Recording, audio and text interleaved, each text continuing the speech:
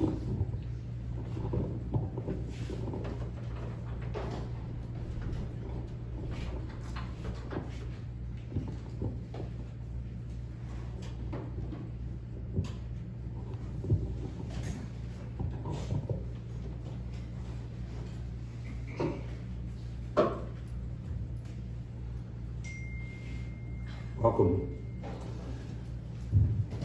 Sorry, I got it all plugged in.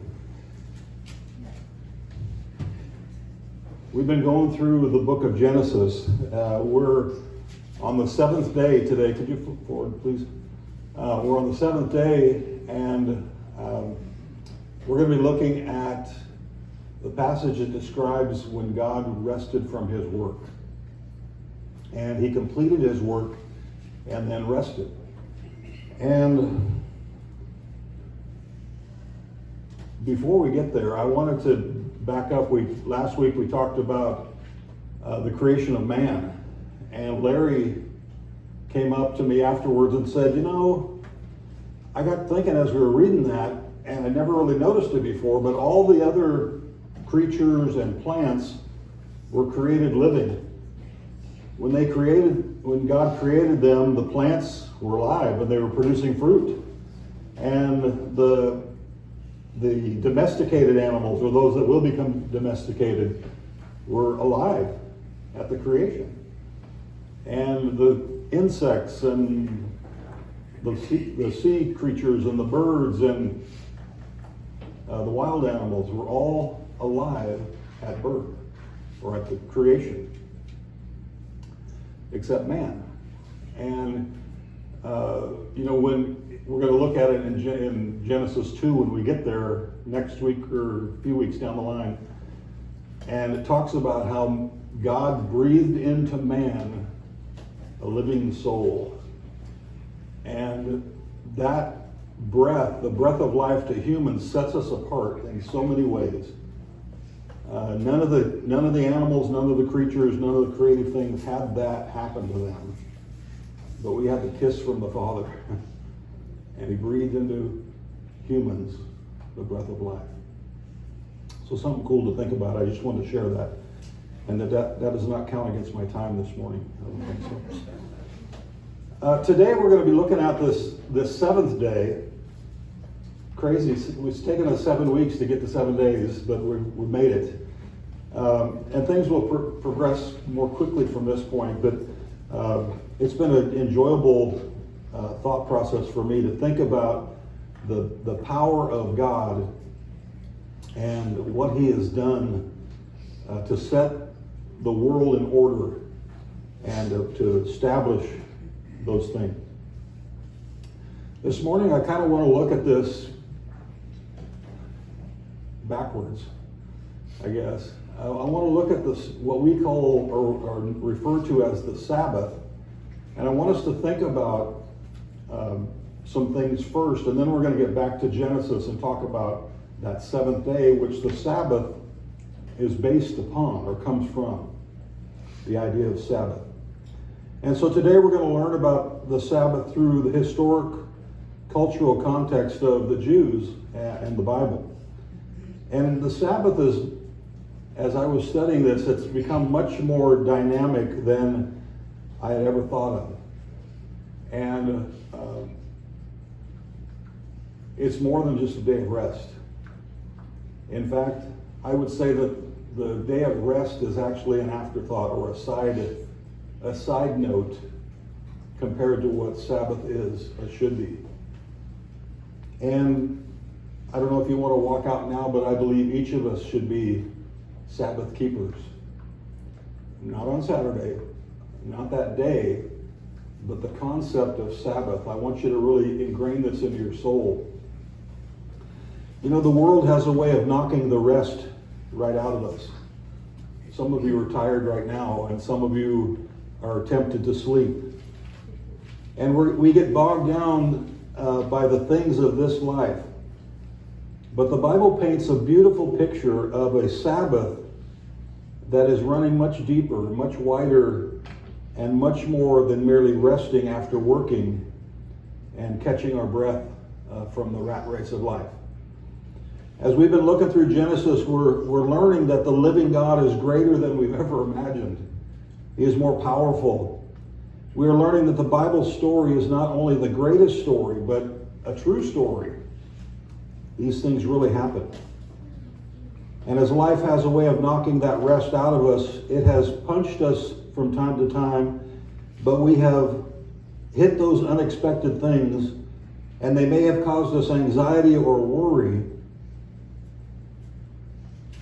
which makes it difficult to rest. But Peter says, give all your worries and cares to God, for he cares for you. That's 1 Peter 5:7. And so I encourage you to allow the living God to weave Sabbath and the concept that you're going to learn about this morning at Sabbath. Let him weave this into your soul. You know, when Jesus spoke, he often spoke in parables, but he also used visual things. He did not have a PowerPoint. He did not have a right on board where he drew pictures, but he used things that he was looking at. You know, a fig tree, water, a blind man. And so he used these visual effects, a great party, a costly pearl, yoked oxen. I lost my battery. She's okay? I got it back up.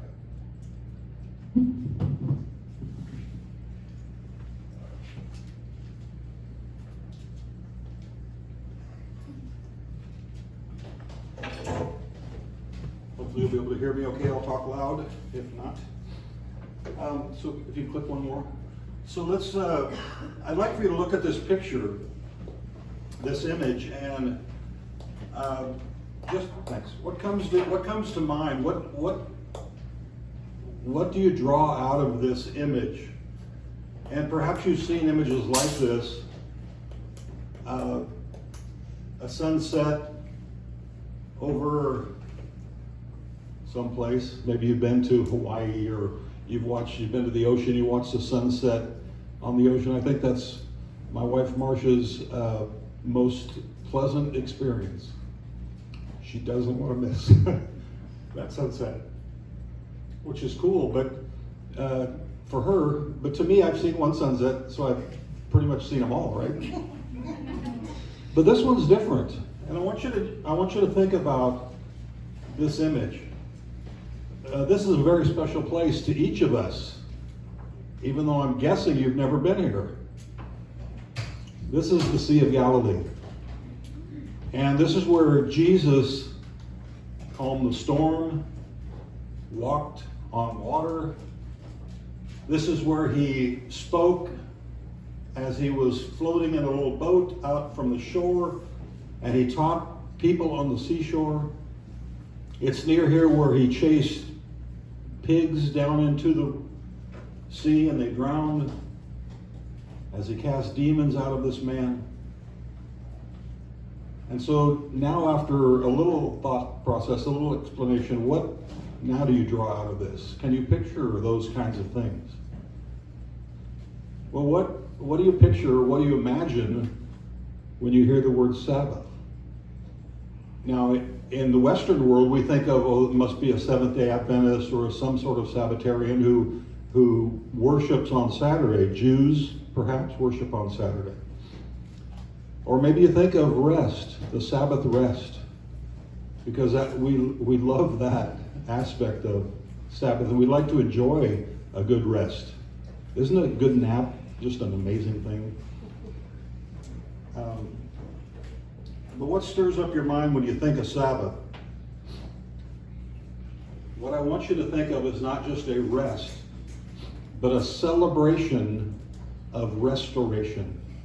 A celebration of restoration. That's what the Sabbath was all about. It was a celebration of what has been created from chaos, from nothing, and God whips it into place, the earth and the atmosphere and the heavens and the stars and the moon and the sun and the waters, and the separation of those things where some water went up and some stayed on the earth, and dry land appears, and plants appear, and living creatures in the sea appear, and animals on the ground appear, and of course humans. And then the Bible says God rested from that work. But it's more than rest. It's a celebration of the creation of the earth and the recreation of our lives, of our being. He's making all things new, Acts chapter 3, verse 21 says. And 2 Corinthians 5, verse 17 talks about how all things have becoming new. A deep and profound restoration, a renewal, a repair is underway. Revelations 21 talks about the idea of a new heaven and a new earth where we're going to dwell one day. And so it stirs up these exciting things in our mind. God's followers ceased from their work to think about God's work. Any of you ever do that, where you stop and think about somebody else having to work? I've been retired 3 weeks, and I think about y'all those 3 weeks, and I think those people have to work. But I've never been so busy in my life. It seems like. The Mishnah, which is a collection of Jewish writings, is about that thick, and most of it, or the majority of it, let's should say, or the largest part of it, that's better. The largest part of it deals with the Sabbath. Isn't that interesting? How these rabbis, very famous rabbis, wrote about things and expounded about things, but the most thing they talked about was the Sabbath and the exciting things of that day. We think about it as a day of rest. Genesis simply calls it the seventh day. And in Genesis 2, all the systems are put in order. Everything that is needed for mankind to live is put in place. And everything is ordered and put there. And it's the very first thing that God ever calls holy. The Sabbath day, or the seventh day, is holy, set apart for His enjoyment, for His thought processes, for His ability to share with us. And so you might think about, why was the seventh day considered holy and set apart? And some of these questions I'm not going to even talk about, so I want you to think about them. Sabbath is a celebration of restoration.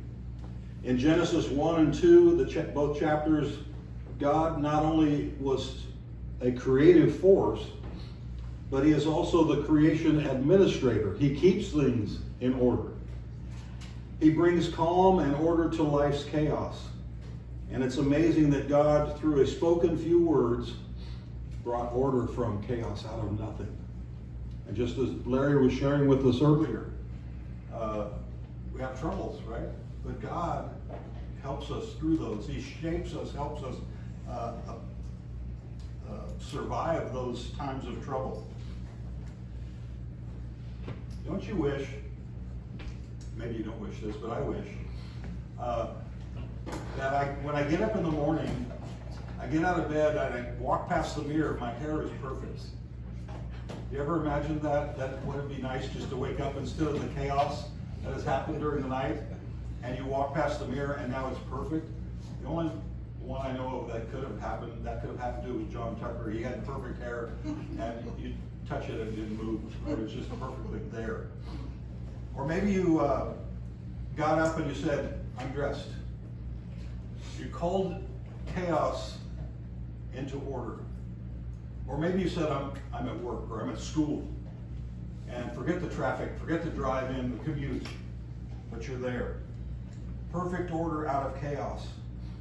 If we only had the power to speak things into existence, but we see God demonstrating that. He had the power to say, let it be. There's light, there's space, there's man. All these things He creates out of a few words. If Sabbath is a celebration of restoration, then it becomes a day in which the Lord is celebrating the fact that the chaos of creation has been brought into harmony. And the universe is working perfectly in rhythm, and the systems of this life are all working together. That which was chaotic has been brought into shalom, or perfect peace.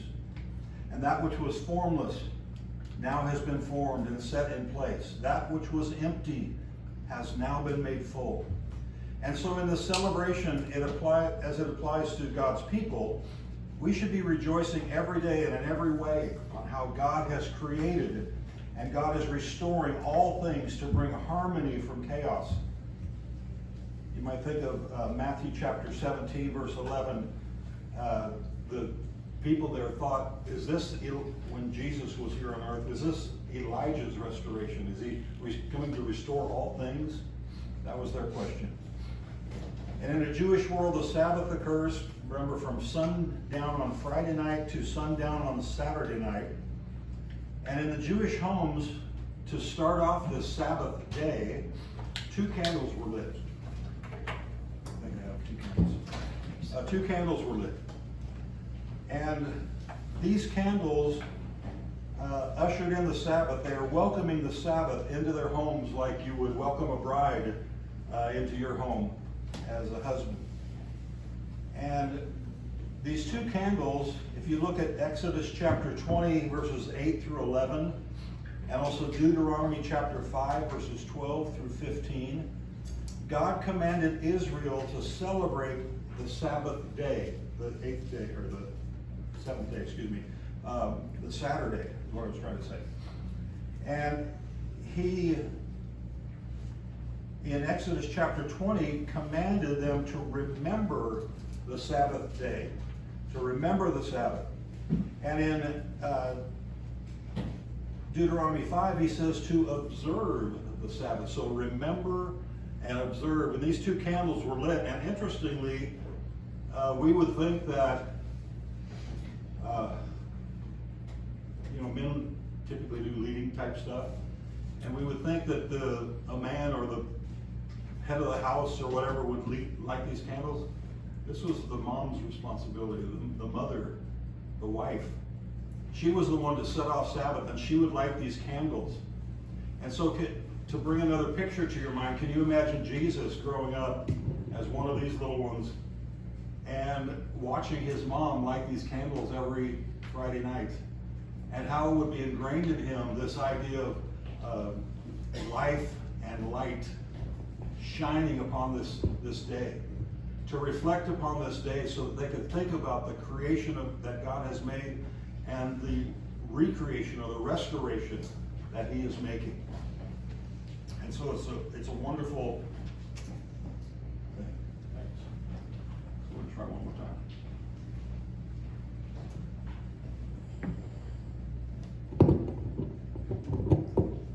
Does that look like we got juice?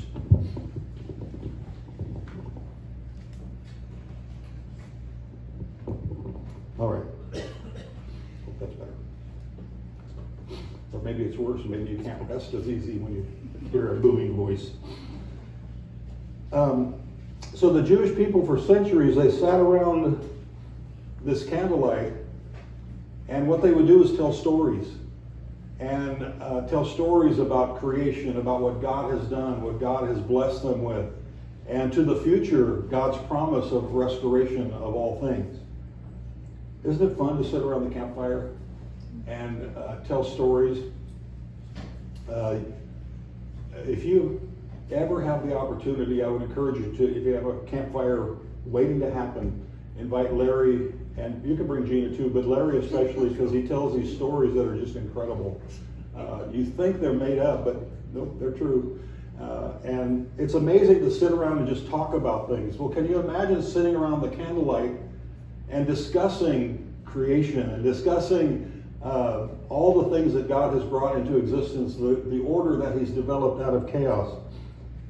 This flame and the Sabbath go together. It's a beautiful thing. It's this life and light that is drawn in and draws the people in to remember what God has done. It binds them to the Father. It binds them to one another. Of course, that's the greatest commands, right? Love God and love fellow man. In the New Testament, Jesus put special emphasis on the Sabbath. And, you know, whenever there was a Sabbath roll around, you could expect and you could be ready to see a miracle that Jesus was going to do, and how he was going to heal something that is hurt or broken, that he's going to straighten something that was crooked, he's going to raise someone from death. Something's going to happen on the Sabbath where he brought things to life. And he acted like his Father.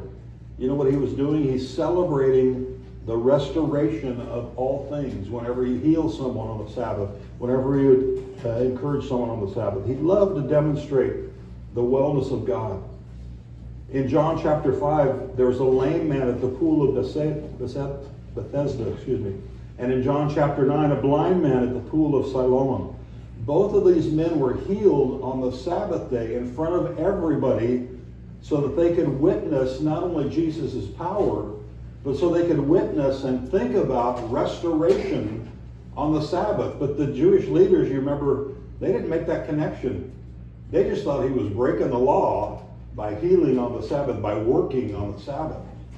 But what he was trying to show was the restoration of all things.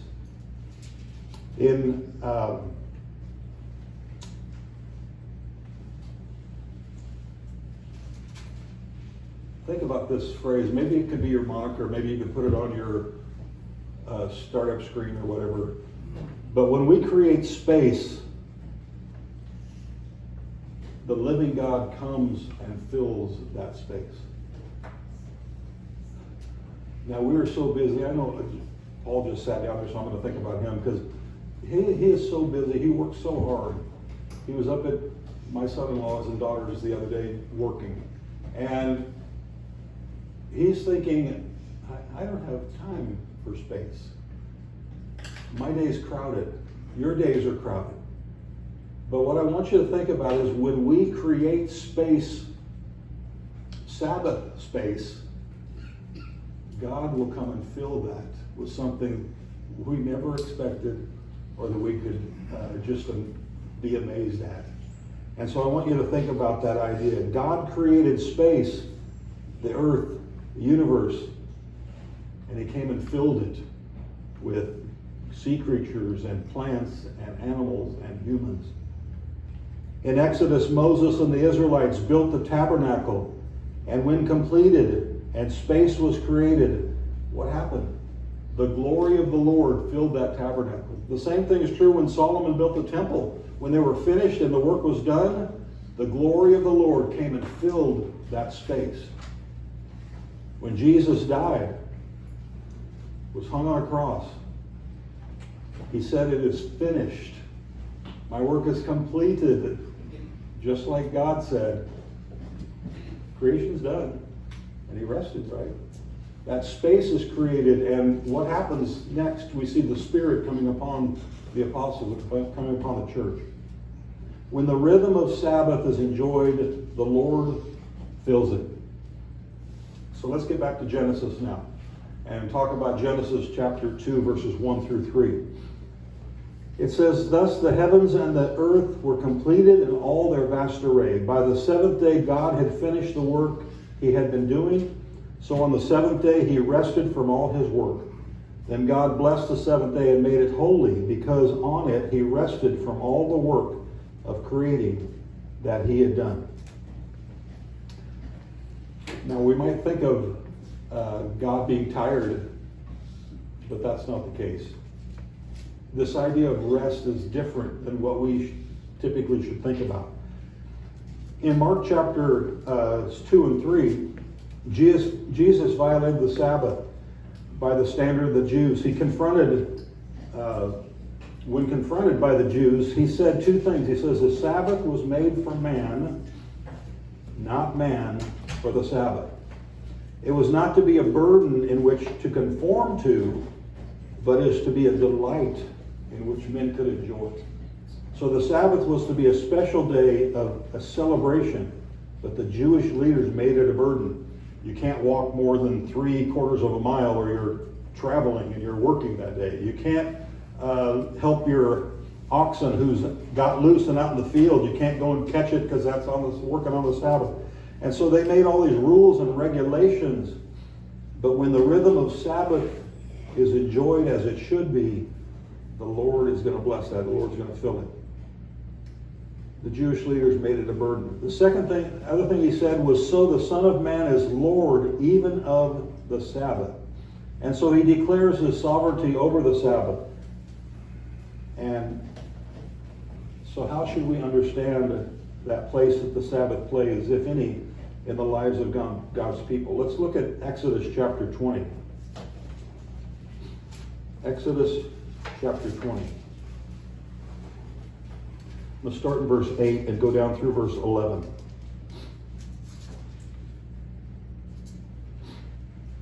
This is part of the Ten Commandments. And it says, remember the Sabbath day by keeping it holy. 6 days you shall labor and do all your work, but the seventh day is a Sabbath to the Lord your God. On it you shall not do any work, neither you, nor your son or daughter, nor your male or female servant, nor your animals, nor any foreigner residing in the towns. For in 6 days the Lord made the heavens and the earth, the sea and all that is in them, but he rested on the seventh day. Therefore the Lord blessed the Sabbath day and made it holy. So the Ten Commandments talks about that, at least one of those commands, right? Remember the Sabbath day by keeping it holy. There's no question the other 9 of the Ten Commandments, it's repeated in the New Testament. We know they're verified, we know they were to be kept, but the Sabbath day is never commanded. In Acts chapter 15, when the Jewish leaders wanted to get confirmation and decide what to teach the Gentile or the Greek Christians, the Sabbath is never brought up. And today you would think the Sabbath is the most important thing, right? But it's never brought up. So the fourth command regarding the Sabbath, that's the only exception of that. Well, let me ask you a question. Should we be observing that Saturday, the old Sabbath, or perhaps can we call Sunday the Sabbath? It's the Christian Sabbath. I've heard that before. It was taught prolifically in the 1800s, but it's still around. Some people think that Sunday is the Sabbath. We're not to work on that day. We're to take it easy, kick our feet up, watch a football game or two, or eat popcorn, that kind of stuff. So should Sunday be considered the replacement for the Sabbath? Back in Genesis 2, the chapter opens with the indication that creation is over. And then in verse 3 comes the word holy. Remember, this is the first time holy is used in the Bible. The root means to separate, or perhaps better, to turn that into a vertical concept, to elevate.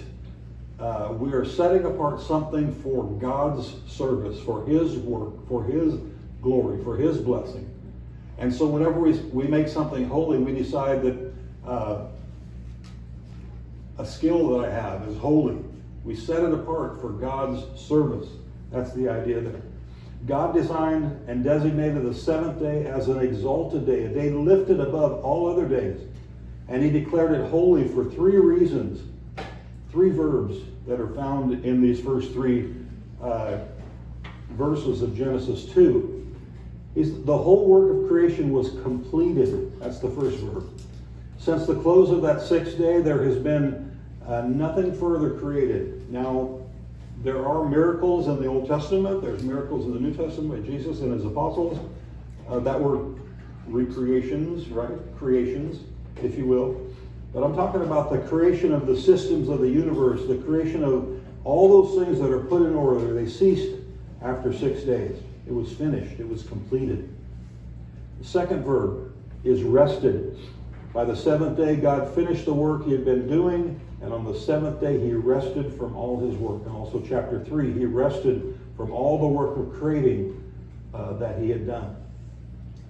But did God need the rest? I mean, if I was called upon to create the world out of nothing, I would sure need rest. But not God. We'll talk more about that in just a second. Let's talk about it right now. This does not imply that God was weary, that he was plumb tuckered out. You know, I get home, not anymore, I don't get home from work anymore, sorry. But when I was getting home from work, I was tuckered out, I was exhausted. But not God. The Lord does not grow weary, Isaiah said in 40, verse 28. He doesn't slumber or sleep, the psalmist said in 121:4. You see, he rested only in the sense that he ceased from work. He stopped working that day. Not to replenish his energy, but to enjoy, to be satisfied in what he had created. Genesis 1:31 says, God saw all that he had made, and it was very good. He enjoyed, he just sit back and just soak it in. Look at these systems I've created. Look at all the creatures, all the plants, the humans, all these things were very good.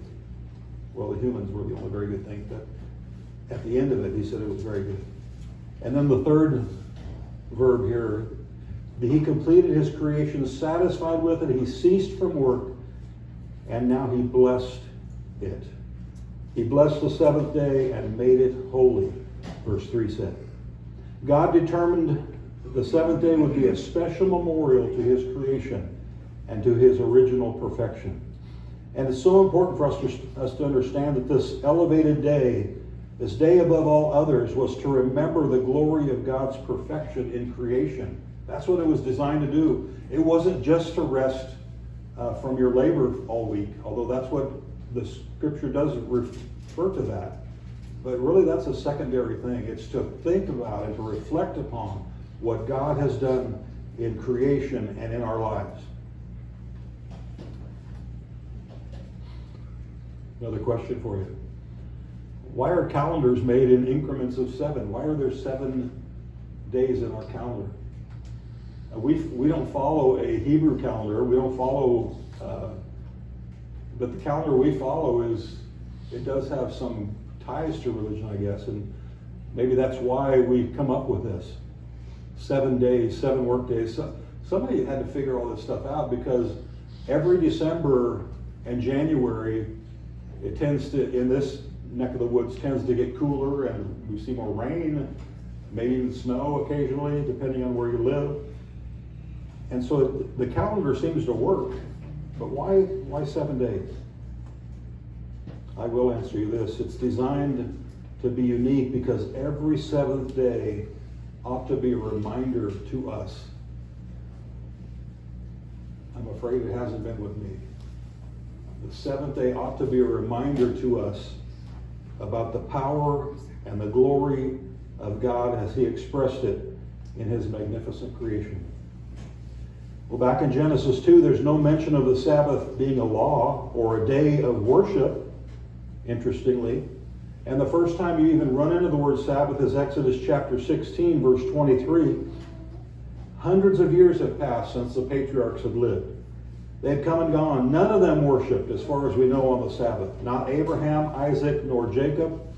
And the first time Sabbath is mentioned was when God fed the people manna from heaven. And he said, on the sixth day, you better collect for 2 days, because there's none coming on the Sabbath.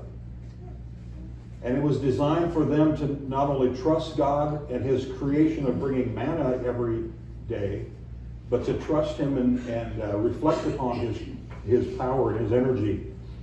And so this is the first time any law was given by God concerning that Sabbath. And it's really important that we understand the Sabbath was not instituted for mankind in Genesis 2 or 1 or 5 or whatever, not till Exodus, right? It was officially instituted there in Exodus. Let me give you some more scripture there. I'll turn to Exodus 31. Exodus 31. And I'm going to be reading verses 12 through 17.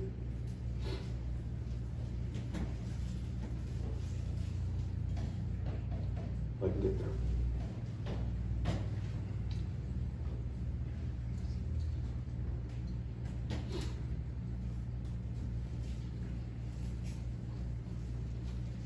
I'm not reading Exodus 31 enough. Okay, Exodus 31, look it down at verse 12. When the Lord said to Moses, say to the Israelites, you must observe my Sabbaths. This will be a sign between me and you for the generations to come, so you may know that I am the Lord who makes you holy. Observe the Sabbath because it is holy to you. Anyone who desecrates it is to be put to death. Those who do any work on that day must be cut off from their people. For 6 days work is to be done, but the seventh day is a day of Sabbath rest only to the Lord, or holy to the Lord, excuse me. Whoever does any work on the Sabbath day is to be put to death. The Israelites are to observe the Sabbath, celebrating it for the generations to come as a lasting covenant.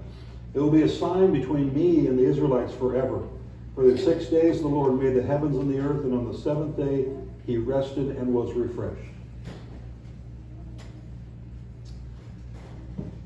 So it's a sign, it's a symbol that points towards something. It points towards God's refreshment. God was refreshed, or he rested after the Sabbath. The Sabbath was the sign or the symbol. Remember, God made a covenant with Noah. Remember the symbol he used? That he's not going to flood the earth any longer. He brought a rainbow. And so every time we see a rainbow, we have to be reminded of God's protection over us. He promised never to destroy the world again. When God made a covenant with Abraham, he gave the sign of circumcision. And here you have a Mosaic covenant, another sign. The sign this time is the Sabbath. What's it a symbol for? It's a reminder of the creation of God. It's to remind Israel they had forfeited paradise, that Adam and Eve rejects God, and they forfeit living in paradise. A paradise of God and dominated by righteousness. It had been forfeited by sin and could only be regained again by righteousness, by the righteous Christ. Every seventh day was a reminder that they were living in a fallen world, and a reminder that they had lost what they had once had. It's unique for the people of Israel, but when Jesus came, everything changed. He cleansed the temple, not just cleansed it, abolished it. He eliminated the priesthood. He obliterated the sacrificial system. And he brought an end to Judaism with all the ceremonies, rituals, and sacrifices, which the Sabbath day is. The temple, the Holy of Holies, all of it was abolished. And we begin to understand this by watching Jesus and how he treated the Sabbath. He designated it for mankind. Mark chapter 2, verse 27. In Matthew 12, verse 8, he says, the Son of Man is Lord of the Sabbath. And he can do anything he wants. He can make commands or restrictions. He can even nullify it, which he did. Remember our study as we went through Hebrews, the book of Hebrews. The religious leaders in the New Testament found no rest in their works-oriented salvation. They often found no real repentance. The Sabbath laws were a weekly reminder that there was a paradise lost, but one to be regained if they'd only listened, if they'd only looked and considered Jesus' teaching. There could be no rest, or could be rest from that endless struggle and horrible burden of trying to earn salvation. Jesus' observation of Sabbath law, the dietary law, and the like are not going to bring freedom. Galatians chapter 4, verses 9 and 10, also Colossians 2. So don't let anybody hold you to the Sabbath, that day, that Saturday, and say you must worship on the Saturday, or you must hold that day as sacred. It's a good recommendation to have Sabbath in your mind on Saturday or any other day. That was part of the system which included the temple, the priesthood, the sacrifices. They were only a shadow pointing to God's creation. And that paradise had been lost, and that they would come under the terrifying judgment of the law. But thankfully, righteousness and mercy and grace come through Jesus. As we reflect on the original day of rest in Genesis 2, we're reminded that every seventh day is an opportunity to acknowledge the greatness of God. And we can bless that day by acknowledging him as creator, as sustainer, as restorer. And though we don't worship as a body on Saturdays, we can celebrate that Genesis Sabbath in a sense as we celebrate God and His creation. We've entered into a gospel rest, Hebrews chapter 4 talks about. We have tasted paradise even now in this rest. And one day we're going to enter the glory of the heavenly paradise. Every day for us is a Sabbath because every day we rest in the finished work of Jesus Christ. And so we give Him all praise and honor and glory. I have homework for you if you're interested. And you're interested in doing number 2 with me, not that number 2, but this number 2, that'd be great. So number 1, does your soul know how to cease from work? Is your mind constantly spinning about the work that you must get done? Or can you shut it off? And so I challenge you to carve out 10 minutes each day, and you might even need to set an alarm on your phone or on your watch or someplace so that you don't miss it. So that every day at a prescribed time you rest. You cease work and you rest your mind and you rest and think about God's creation and restoration of all things.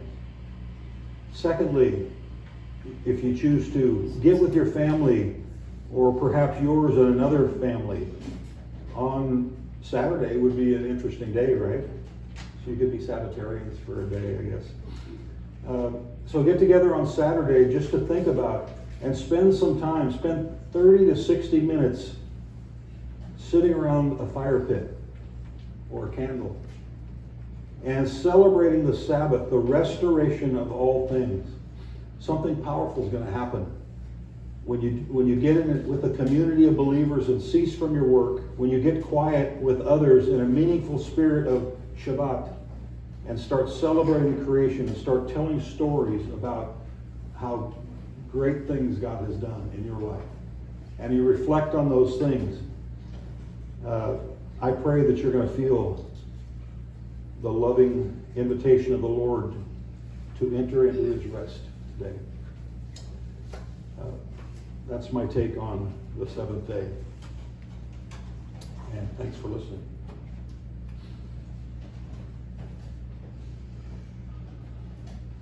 If you would like to stand, we have a song now that we sing, and it's a time for reflection and a time for thinking about, sorry.